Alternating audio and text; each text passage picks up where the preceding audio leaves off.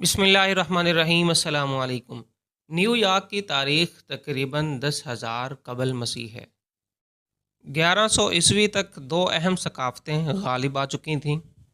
New York کی دریافت 1524 میں اطالوی جیوانی دا ویرانوزو کی قیادت میں ہوئی، جس کے بعد 1909 میں ڈچوں نے زمین کا پہلا دعویٰ کیا۔ نیو نیدرلینڈ کے حصے کے طور پر کالونی کھال کی تجارت میں اہم تھی اور آخرکار پیٹرون سسٹم کی بدولت زرعی وسائل بھی اس میں آتے گئے۔ 1626 میں ڈچوں نے سوچا کہ انہوں نے مین ہٹن جزیرہ مقامی امریکیوں سے خرید لیا ہے۔ 1664 میں انگلینڈ نے کالونی نیو یارک کا نام ڈیوک آف یارک اور بادشاہ چارلس دوم کے بھائی البانی کے نام پر رکھ دیا۔ نیو یارک شہر نے 18ویں صدی میں 13 کالونیوں میں ایک اہم تجارتی بندرگاہ کے طور پر ایک بہت بڑی اہمیت حاصل کر لی تھی۔ امریکی انقلاب اور اس کے بعد کی جنگ کے دوران نیو یارک نے اہم کردار ادا کیا۔ اسٹیمپ ایکٹ کانگریس نے 1765 میں 13 کالونیوں کے نمائندوں کو اکٹھا کیا تاکہ برطانوی پالیسیوں کا متحد رد عمل بنایا جا سکے۔ برطانوی اتھارٹی کو چیلنج کرنے کے لیے Sons of Liberty New York City میں سرگرم تھے۔ لانگ آئیلینڈ کی لڑائی میں ایک بڑے نقصان کے بعد کانٹینینٹل آرمی کو ایک اضافی شکست کا سامنا کرنا پڑا، جس نے نیو یارک سٹی کے علاقے سے پیچھے ہٹنے پر مجبور کر دیا۔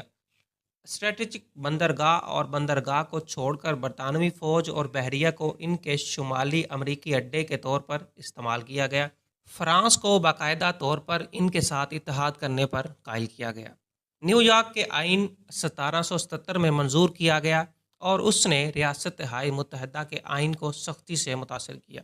نیو یارک شہر 1785 اور 1790 کے درمیان مختلف اوقات میں قومی دارالحکومت رہا، جہاں حقوق کا بل تیار کیا گیا تھا۔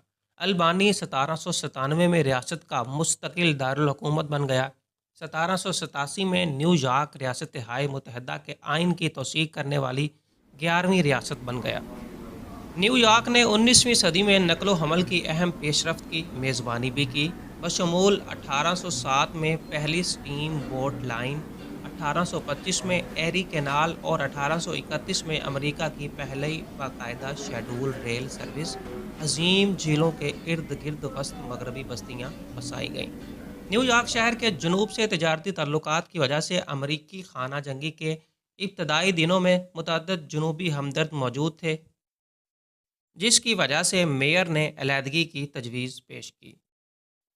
19ویں صدی کے دوران نیو یارک شہر یورپی تارکین وطن کے امریکہ میں داخلے کا مرکزی مقام بن گیا، جس کا آغاز ان کے عظیم قحط کے دوران آئرش کی لہر سے ہوا۔ 1982 میں ایلس آئی لینڈ کے کھلنے سے پہلے لاکھوں لوگ بیٹری پارک میں کیسل کلٹن کے ذریعے آئے لاکھوں لوگوں کا استقبال کرنے کے لیے کھڑے تھے۔ تیزی سے مشرقی اور جنوبی یورپ سے مجسمہ آزادی 1886 میں کھولا گیا۔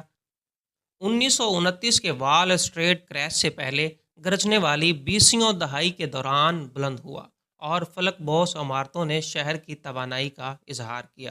نیو یارک شہر 1913 سے 1974 تک دنیا کی پے در پے بلند عمارتوں کا مقام بن گیا۔ دوسری جنگ عظیم کے لیے دفاعی صنعتوں کی تعمیر نے ریاست کی معیشت کو بڑی افسردگی سے بدل دیا۔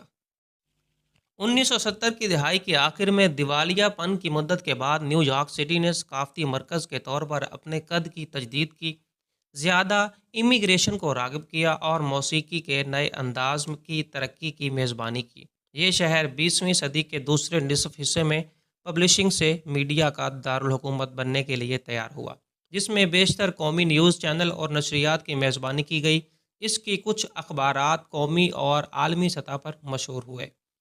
ریاست کی مینوفیکچرنگ بیس انڈسٹری کی تنظیم نو کے ساتھ ہی ختم ہو گئی اور ریاست سروس انڈسٹریز میں تبدیل ہو گئی۔ 2001 کے 11 ستمبر کے حملوں نے ورلڈ ٹریڈ سینٹر کو تباہ کر دیا، جس میں تقریباً 3000 کے قریب افراد شہید ہو گئے یا مر گئے۔ ناظرین، یہ نیو یارک کی ہسٹری ہے جو ہم نے ویکیپیڈیا سے کاپی کی ہے۔ ناظرین، اگر ہماری ویڈیوز اچھی لگ رہی ہیں تو ہمارے چینل کو سبسکرائب کر لیجئے گا۔ اپنا خیال رکھیے گا۔ ہمیں دیں اجازت۔ اللہ حافظ۔